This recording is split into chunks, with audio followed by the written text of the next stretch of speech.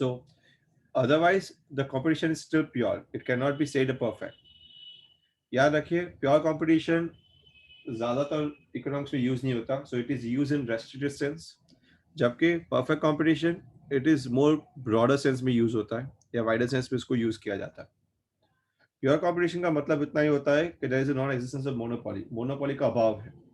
और जब भी हम चीज़ को परफेक्ट कंपटीशन से बोलते हैं तो मोनोपोली का अभाव तो है ही है, एब्सेंस ऑफ मोनोपोली तो है ही है, as well as existence of other perfections, उसके अलावा अदर परफेक्शंस भी है, राइट, उसका भी एग्जिस्टेंस है, कहने का मतलब समझ में आ रहा है। So it is not just the absence of monopoly but perfections और भी आ रहे उसमें। Are you getting it?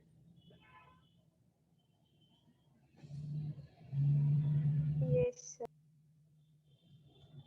So there are three differences between a pure competition and a perfect competition. Now let's understand today the new topic, that is a monopoly. Now monopoly के अंदर हम समझेंगे characteristics, types, derivation of the demand curve, और last में हम समझेंगे perfect competition और monopoly के बीच में क्या अंतर है, right? Let's understand the monopoly meaning. Now the word monopoly, the term monopoly consists of two words. You can say a mono, that is alone, and a poly, that means sell. इसका मतलब monopoly का मतलब ये होता है power to cell owner, अगर आपके पास power है अकेले बेचने का। So monopoly refers to market situation where there is only one seller और one firm having a total control of the product, और वो प्रोडक्ट ऐसा है जिसका कोई क्लोज सब्स्टिट्यूट्स नहीं है, which has no close substitutes, very very important, right. इसीलिए तो मोनोपोली आती है, अगर उसको सब्स्टिट्यूट्स आ गए तो मोनोपोली का है की। सो यहाँ पे एक चीज समझे, जैसे कि मोनोपोली में you can either fix the price or output in the market but cannot both. यहाँ पे आपको ऐसा नहीं है कि मोनोपोली आ गई तो यानी आप दोनों ही चीज आप ही कंट्रोल करोगे, आउटपुट पे आप कंट्रोल करोगे और प्राइस भी करोगे, नहीं, आप दोनों में से कोई एक चीज कंट्रोल कर सकते हो, या तो आप प्राइस डिसाइड करो, राइट, और आउटपुट ऑटोमेटिक चेंज होगा, या आउटपुट डिसाइड करो, प्राइस चेंज होगा। So you can either fix the price और output but can not both. For firm in a monopoly is a price maker not a price taker. देखो याद करो perfect competition में क्या था, is a price taker, और यहाँ पे क्या होगा, प्राइस मेकर। ऐसा समझ लो परफेक्ट कंपटीशन की जितनी कैरेक्टरिस्टिक्स थी उससे काफी विपरीत कैरेक्टरिस्टिक्स मोनोपोली में देखी जाएगी, क्योंकि परफेक्ट कंपटीशन में काफी सारे बायर्स और सेलर्स थे, यहाँ पे ऐसा नहीं होगा, right. So let's understand the types of monopolies first. Monopoly के प्रकार देख लेते हैं हम पहले, और उसके बाद हम फीचर्स देखते हैं। मोनोपोली कई प्रकार की होती है। सबसे पहले है टाइप है नेचुरल मोनोपोली।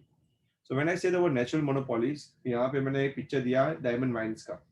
नेचुरल मोनोपोलीज यानी वो मोनोपोली जो नेचर ही आपको देता है बेसिकली।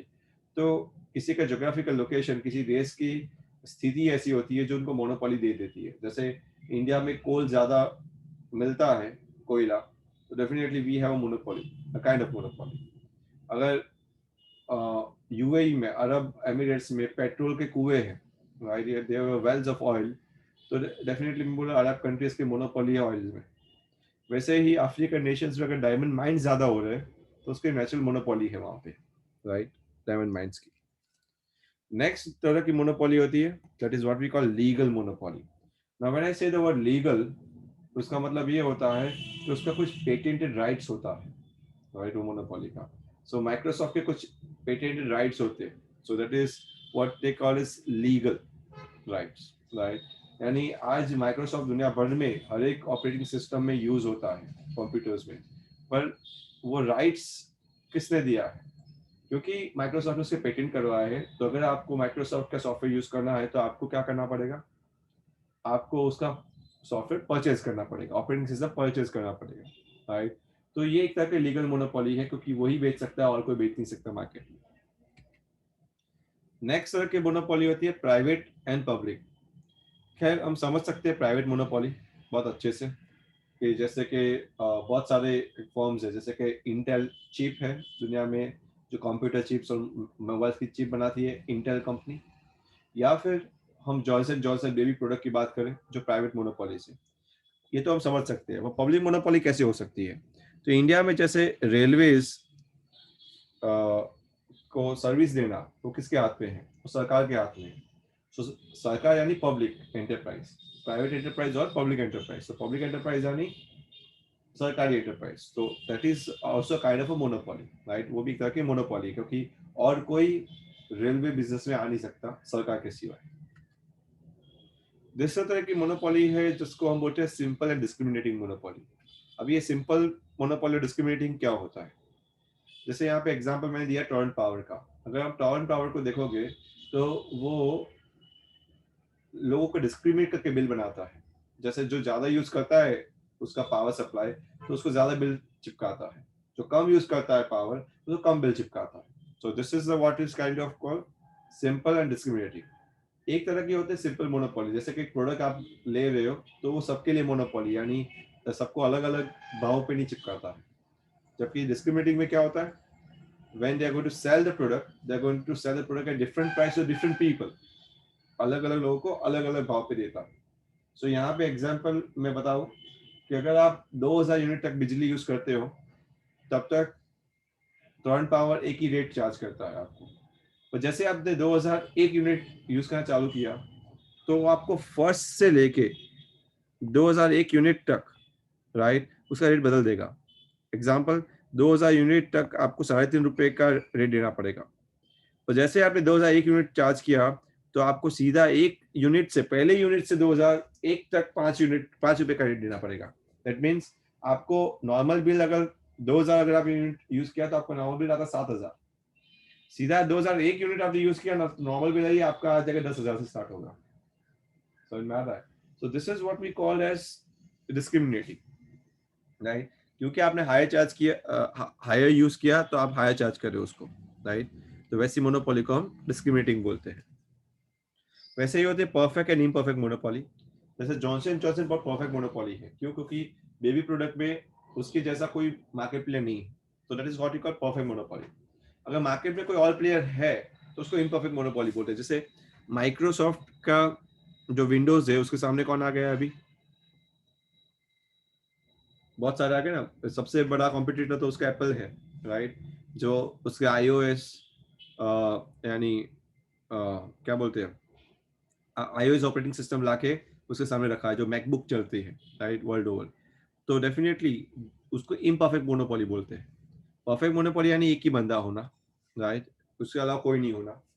इम्परफेक्ट यानी दो तीन भी हो सकते हैं, पर इतने कॉम्पिटिटिव वे में नहीं है, थोड़े दूर दराज तरीके से है। वैसा ही मैं एग्जांपल दे सकता हूँ कि इंडिया में, मैं सूरत में नहीं बोला हूँ, पूरे इंडिया में अगर कोल्ड ड्रिंक का मार्केट देखने जाए, तो वैसे तो कोको कोला प्लेयर है और उसके साथ पेप्सी भी है।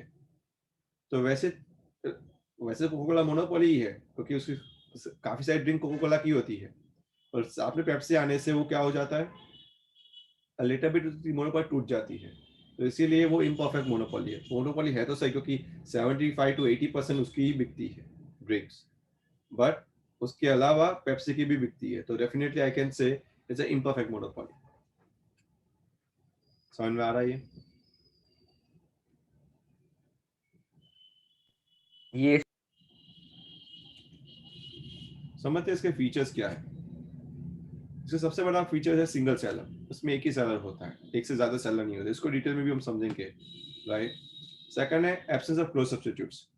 मोनोपोली में कोई सब्स्टिट्यूट्स क्लोज नहीं होता है, उसका हर एक सब्स्टिट्यूट्स में क्लोजनेस नहीं आती है।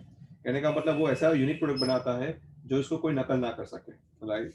तो क्लोज सब्स्टिट्यूट्स का अभाव है मार्केट में, कोई क्लोज सब्स्टिट्यूट्स वाला कोई है ही नहीं, राइट। नेक्स्ट है price maker with a constraint. वो प्राइस मेकर तो है और उसमें कुछ रुकावटें भी है, कुछ कॉन्स्ट्रेंट्स है। वो ऐसे ही प्राइस मेकर नहीं है।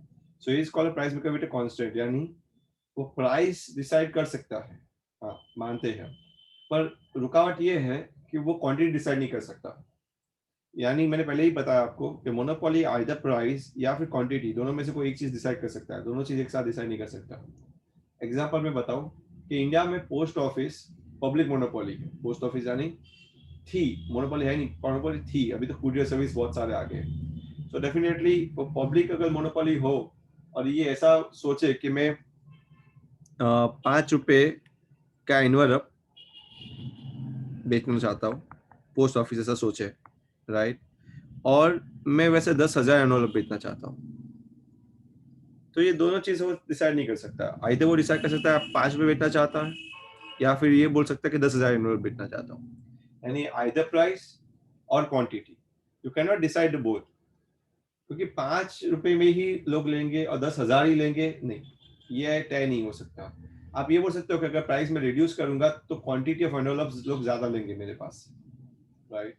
या फिर प्राइस में बढ़ा दूंगा तो क्वांटिटी ऑफ एनवेलप्स कम लेंगे, या फिर यानी कहने का मतलब प्राइस के हिसाब से क्वांटिटी एडजस्ट होगी। या फिर आप ऐसा कर सकते हो, ऐसा सोच सकते हो पोस्ट ऑफिस कि मैं क्वांटिटी डिसाइड कर दूं, कोई मुझे 10,000 एनवेलप बेचने हैं, तो प्राइस ऑटोमेटिक एडजस्ट हो जाएगा, मे बी उसको प्राइस रिड्यूस करके 4 रुपए या फिर 3 रुपए लगानी पड़े, right? So a monopoly is not always a price maker, right? But if it's a price maker, it is always with a constraint, कुछ ना कुछ limitations, कुछ ना कुछ constraints, रुकावटें रहेगी उसके साथ, right? Next, there are barriers to entry. Monopoly इसीलिए तो होती है जिसमें एंट्री का बैरियर है, रुकावट है, यानी कोई अंदर नहीं जा सकता, यानी वो अकेला ही फर्म है जो ऑपरेट करेगा वो मार्केट में, और कोई उस मार्केट में एंटर नहीं हो पाएगा। And there is a price discrimination, right? यहाँ पे प्राइस डिस्क्रिमिनेशन का मतलब ये होता है कि मोनोपोली एक ही प्रोडक्ट, एक ही तरह की प्रोडक्ट एक ही मार्केट के अंदर दो लोगों को दो भाव में देता है, अलग अलग भाव में। ऐसा हो सकता है कि कोई जवान बंदा है तो उसके लिए महंगा कर देता है, और कोई बूढ़ा है तो उसके लिए सस्ता कर देता है, राइट? ऐसा हो सकता है, राइट? एक ही चीज, क्वांटिटी क्वालिटी सब एक, बट अलग अलग लोगों को अलग अलग भाव में बेचता है। This is what we call price discrimination. Discrimination का करने का मतलब कि आप भेदभाव कर रहे हो प्राइस में, राइट? दोनों को अलग अलग भाव पे बेच रहे हो। समझ में आ रहा है? Yes, sir. Okay, let's understand a little bit in detail a single firm. The monopolist is the one, is the only producer of the good, वो अकेला एक producer है good का. It is because of the some natural conditions or the legal restrictions like copyrights, patent law, sole dealership. ये monopoly कोई भी तरीके से आ सकता है, right? मैंने जैसे समझा है कि monopoly का तरीका एक नहीं है, बहुत सारे है। कोई natural condition हो सकते हैं, कोई legal conditions भी हो सकते हैं, right? अगर आपने कोई भी चीज पे copyright ले ली तो भी आपकी monopoly हो सकती है। As a result, the monopoly has a full control over the supply of the commodity. इसीलिए monopoly का supply पे, यानी कोई भी commodity वो बेच रहा है उस पे supply पे full control होता है, right? Normally, usually. That is why a monopolist is called a price maker. इसीलिए तो monopolist को price maker बोला जाता है।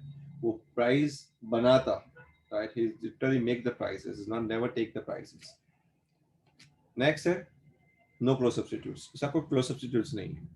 कोई भी चीज, यानी कोई भी कमोडिटी मोनोपोली बनना तो तभी पॉसिबल है जब उसका सब्स्टिट्यूट्स कम हो जाए या रहे ही नहीं मार्केट में।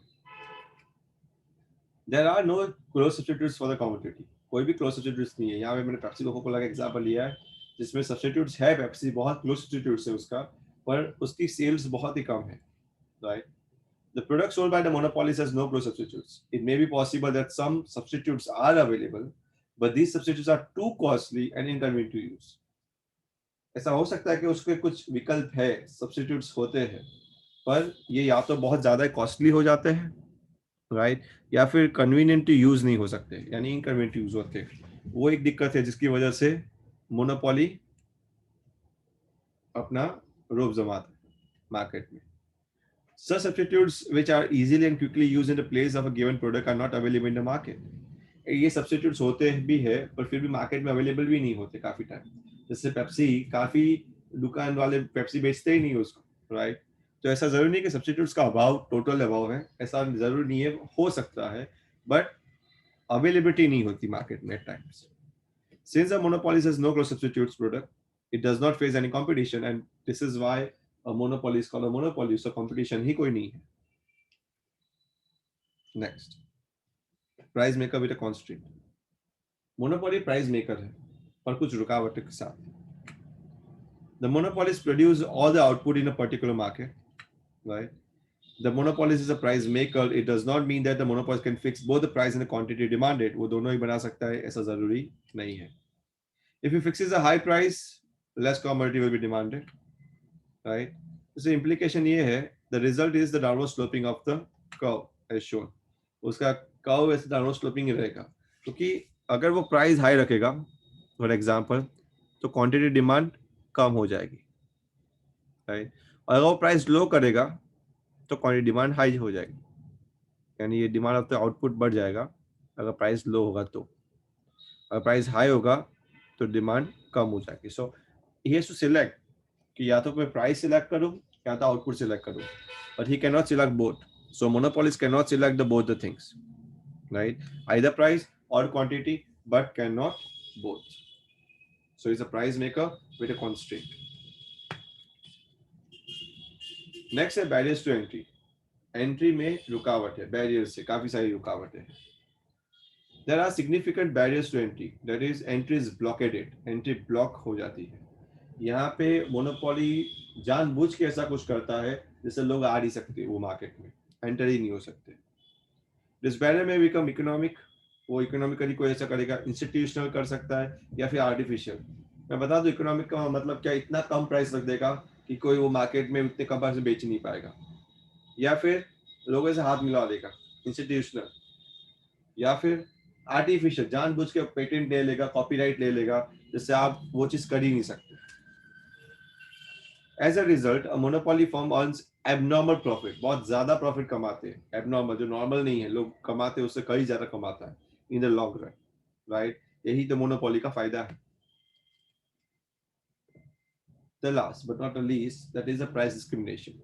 मोनोपोली भाव में डिस्क्रिमिनेशन करता है, बहुत भेदभाव करता है. So it discriminates the prices. It is not keep every time the uniform prices, right? So it is one of the most important feature of monopoly, right? When a monopoly firm charges different prices from different customers for the same product, अलग अलग लोगों के पास से अलग अलग भाव charge करना एक ही प्रोडक्ट के लिए, तो उसको प्राइस डिस्क्रिमिनेशन बोलते हैं, राइट. उसका एम क्या है? Profit maximisation. तो वो कैसे भी करेगा, वो आपको कम भाव में देता है तो दूसरों को ज्यादा भाव में भी देगा, राइट. तो this is called profit maximisation, और यही मोनोपोली करता है. समझ में आ रहा है यहाँ तक?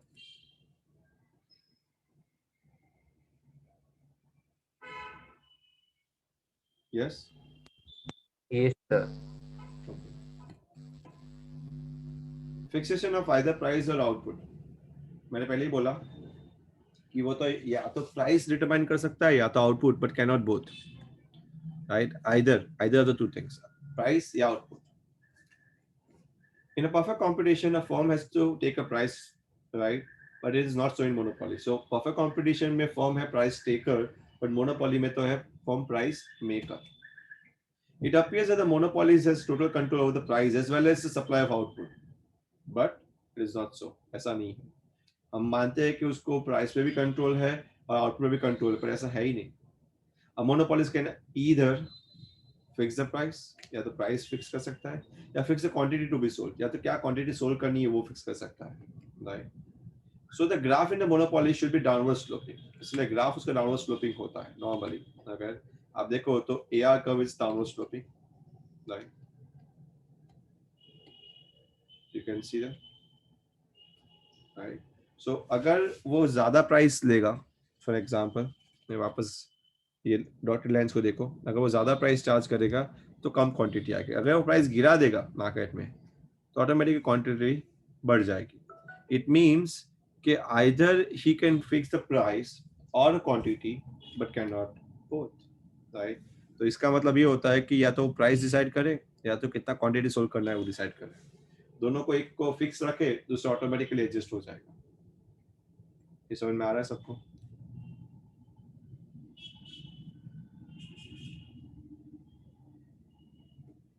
Yes sir.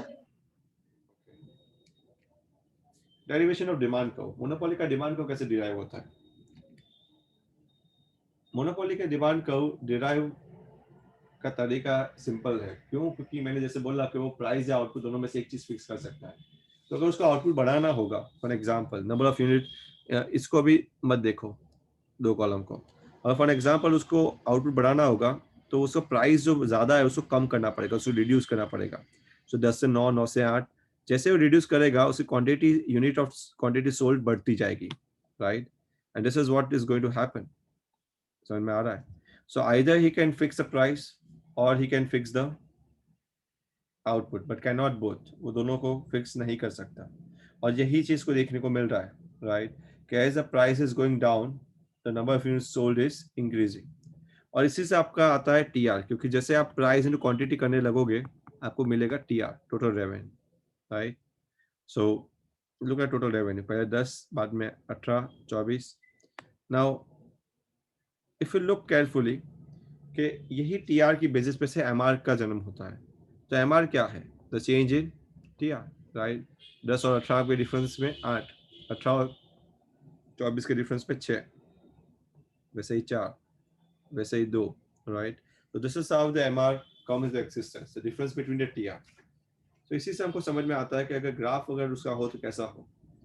If you look at AR, the graph it is continuously falling, right?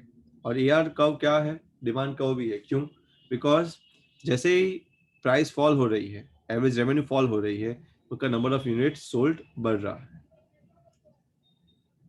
उसका एमआर कर्व AR से अंदर होगा। अभी आप बोलोगे ऐसा क्यों sir? Look at this schedule, look at the AR, it's falling eight 1-1 rate, 10 से 9, 9 से 8, 8 से 7, 7 से 6, 6 से 5, एक एक पॉइंट से घट रहा है। लुक एट एमआर, 2 पॉइंट से कम हो रहा है। इट मीन्स एमआर बहुत स्पीड में नीचे जा रहा है। अभी तो यार 5 तक आया है, एमआर 0 हो गया है। दोनों ने शुरुआत 10 से ही की थी अगर आप देखोगे तो, राइट। तो कहने का मतलब ये है कि the MR is over behaving, right, and AR. तो इसीलिए उसका ग्राफ थोड़ा अंदर से है और उसका ग्राफ तो स्टीप भी है एआर से। समझ में आ रहा है? Yes, sir. Okay. Now look at the line I have drawn, a dotted line in the price. So if you look at carefully, the AR curve, the MR curve cut the distance between AR and the y-axis at exactly the half way, right? Halfway से cut करेगा वो. Are you getting that? Sorry.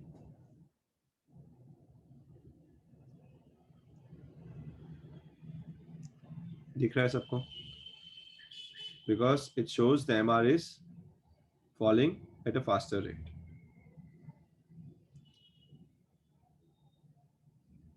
Fine. Let's understand the difference between perfect competition versus monopoly. Right? Very quickly, let's understand this. So, comparison of assumption. यहाँ पे assumption कैसे है, perfect competition में monopoly में कैसे है? मैंने जैसे बोला कि monopoly में जितने भी assumptions हैं वो एकदम ही विपरीत हैं. First, यहाँ पे large number of buyers and sellers है, जबकि यहाँ पे सिर्फ single seller है, only one seller. यहाँ पे प्रोडक्ट होमोजीनियस है, यहाँ पे कोई क्लोज सब्स्टिट्यूट्स नहीं है, राइट। यहाँ पे होमोजीनियस होने का सवाल ही नहीं है क्योंकि वो सब्स्टिट्यूट्स ही नहीं है कोई भी, जबकि यहाँ पे सब होमोजीनियस है। परफेक्ट कंपटीशन में अगर आप देखोगे तो फ्री एंट्री फ्री एग्जिट है, किसी को भी बिजनेस चालू करना हो तुरंत ही कर सकता है, वेरी इजीली। बट मोनोपोली में ऐसा नहीं है, इट्स बैरियर्स टू एंट्री, रुकावटें बहुत सारी है, राइट। यानी कोई नॉर्मल बंदा घुस नहीं सकता वो बिजनेस में। प्रॉफिट कंपैरिजन कैसा है लॉन्ग रन में? यहाँ पे परफेक्ट कंपटीशन में आपको जो प्रॉफिट मिलता है नॉर्मल सा प्रॉफिट मिलता है, बहुत ज़्यादा प्रॉफिट नहीं मिलता। जबकि मोनोपोली के अंदर अगर आप देखोगे तो आपको क्या मिलेगा? सुपर नॉर्मल प्रॉफिट्स मिलेगा। उसका रीज़न क्या है? क्योंकि आप ही एक बंदे हो जो यूनिक प्रोडक्ट बना रहे हो और कोई मार्केट में बना नहीं रहा, इसीलिए वो मोनोपोली में ज़्यादा मिलता है। यहाँ पे ऑप्टिमल एलोकेशन कब होता है? ऑप्टिमल एलोकेशन का मतलब ये होता है कि कब आपके सभी रिसोर्सेज प्रॉपर यूज हो सकते हैं। तो यहाँ पे तो देखो कि जब AR एवरेज रेवेन्यू और MR इक्वल है तो ऑप्टिकल एलोकेशन भी वही पॉइंट पे होगा, यानी जब AR is equal to MR होगा। या फिर हम बोल सकते हैं कि मार्जिनल कॉस्ट भी MR की तरह ही, P यानी कि MR की तरह ही हो तभी होगा। जबकि यहाँ पे ऑप्टिमल एलोकेशन कब होगा? यहाँ पे ऑप्टिमल एलोकेशन तब होगा जब P ऊपर हो और मार्जिनल कॉस्ट नीचे हो, राइट। कहने का मतलब मार्जिनल कॉस्ट से P ज्यादा होना चाहिए, बड़ा होना चाहिए, राइट। तभी उसका what I can say optimal allocation आएगा। ऑप्टिमल एलोकेशन यानी रिसोर्सेज को प्रॉपर यूज किया जा सकेगा, क्योंकि मार्जिनल कॉस्ट डाउन होगा तो ही वो एब्नॉर्मल प्रॉफिट भी कमा पाएंगे। किसमें? मोनोपोली। परफेक्ट कंपटीशन में प्रोडक्शन जो भी होता है वो सबको मिल जाता है, क्योंकि सभी परफेक्ट कंपटीशन है। जैसे कि बनाना मार्केट देखो, अगर आप बनाना बना रहे हो और मार्केट में बेच रहे हो तो बनाना सभी के लिए बनता है और सबको मिल भी जाता है, राइट, इजीली अवेलेबिलिटी के हिसाब से। जबकि मोनोपोली में ऐसा नहीं होता है। मोनोपोली जानबूझ के इतना ज्यादा तादाद में प्रोडक्शन बनाता ही नहीं, जानबूझ के नहीं बनाता कि सबको मिल जाए। जैसे एप्पल कंपनी देखे तो आईफोन इतने सारे नहीं बनते, राइट, कि सभी लोग आईफोन ही ले ले, तो जानबूझ के कम बनाता है। इसका प्राइस बहुत हाई रखता है, पर क्वालिटी बहुत हाई रखता है। अब क्वांटिटी की प्राइस भी, जो भी वो बेच रहा है उसकी प्राइस भी बहुत हाई होती है, पर क्वांटिटी जो सेल करता है, फिजिकल क्वांटिटी सेल करता है, वो बहुत ही कम होती है, राइट। और इसीलिए मोनोपोली एलिमेंट अलाउ ही नहीं करता प्रोडक्शन को कि वो सोशली डिजायर्ड लेवल से ऊपर एक्सपांड भी करे, राइट। वो अलाउ ही नहीं करता, वो बंद कर देता है। समझ में आ रहा है?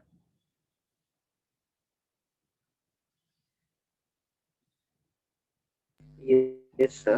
Yes, sir. Okay.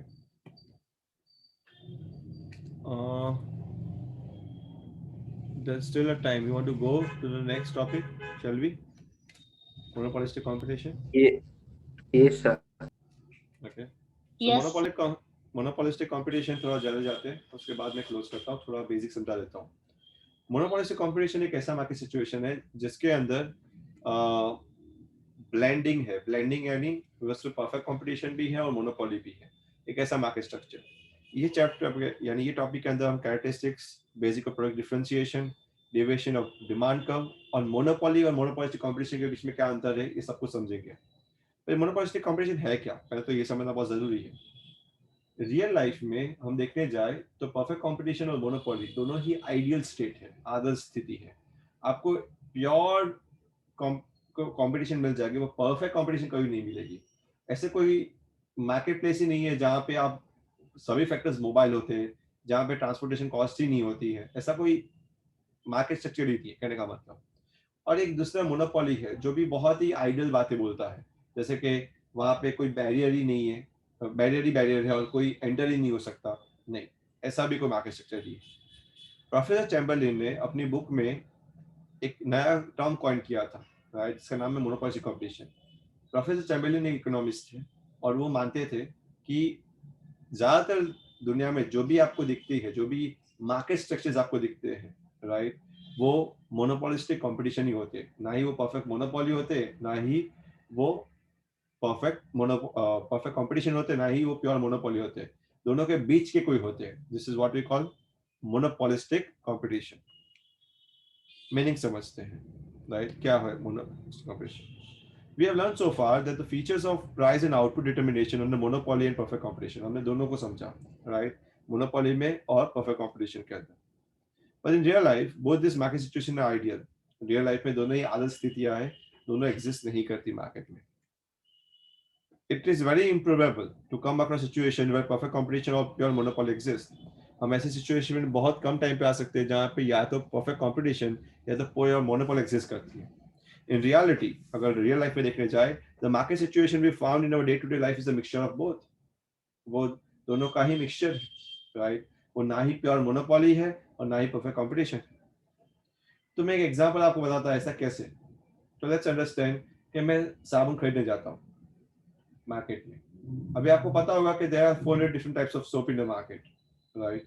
तो अगर मुझे कुछ नाने निचोड़ने का संबंध नहीं है और मुझे सिर्फ साबुन इसीलिए चाहिए क्योंकि मैं सिर्फ मेरे शरीर को धोना चाहता हूँ, तो मैं कोई भी साबुन ले लूँ, एज फार एज वो मुझे रिजनेबल भाव पे मिले, नंबर वन, और मैं थोड़ा अच्छे क्वालिटी का मिले, दैट्स इट। मैं बहुत ही यूनिक साबुन लेने की पसंदगी नहीं करूँगा। क्यों? क्योंकि जब तक मुझे लगता है कि वो साबुन मेरा पर्पस सर्व कर रहा है। बट अगर कोई ब्रांड लॉयल कस्टमर्स कि जिसको ब्रांड का बहुत है, जैसे कि विभूति या बरनाली या कोई जाते हैं वहां पे और वो ये सोचते हैं कि हमको दूध वाला साबुन चाहिए कि जिससे आप इतने खुशबूदार हो जाओगे या इतने स्मूथ स्किन हो जाएगी आपकी कि उसके उसके जैसे कोई आपको दे ही नहीं सकता, ऐसा इफेक्ट कोई नहीं दे सकता, फॉर एग्जाम्पल। तो आप ये सोचोगे कि आपका परफेक्ट कंपटीशन है। Just a minute, hold on. Okay, तो आप ये सोचोगे कि आपका प्योर मोनोपोली है, राइट। तो उस टाइम पे क्या होगा कि अगर साबुन बनाने वाला जो डव है ना, उसकी नजर में दो तरह के कस्टमर्स उसके सामने आएंगे। एक मेरे जैसे कस्टमर जिनको साबुन से कुछ ज्यादा परवट नहीं। दूसरा बर्नाली या विभूति जैसे कस्टमर जो ब्रांड लॉयर है, उनको तो साबुन ऐसा चाहिए जो दूध का हो, जैसे कि डव चाहिए उनको। सो डव के जो उत्पादक है उनके सामने दो तरह के कस्टमर आ जाएंगे। यानी Dove is in a market situation where he has to encounter two types of customers, एक जो है परफेक्ट कंपटीशन वाले और दूसरे है मोनोपोली वाले, और इसीलिए मोनोपोलिस्टिक कंपटीशन का जन्म होता है, राइट। यहाँ पे दो तरह के कस्टमर्स पाए जाते हैं आपको, clear. Now, Professor E. Chamberlain, in his book The Theory of Monopolistic Competition, gave this concept. उन्होंने ही ये concept का जन्म दिया था, right? और उन्होंने ही ये जो शुरुआत की थी। According to him, most economic situations are the composites of both. They are neither pure monopoly nor perfect competition, but दोनों का mixture है। So that was the introduction of today's chapter. We are going to go in detail tomorrow, right? There are a lot more to learn, right, than this. But मैं आज यहीं पे मैं close करता हूँ, कल हम थोड़ा डिटेल में समझेंगे इसको। Fine,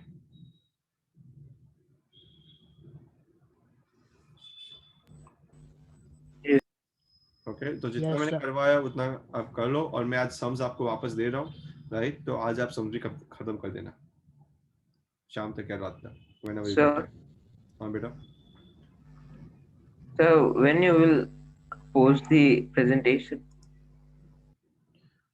Yes, that I forgot it. Okay, I'll post it very soon, right? For the previous chapters I'll post it, this chapter after the completion of this. Okay, sir. Okay.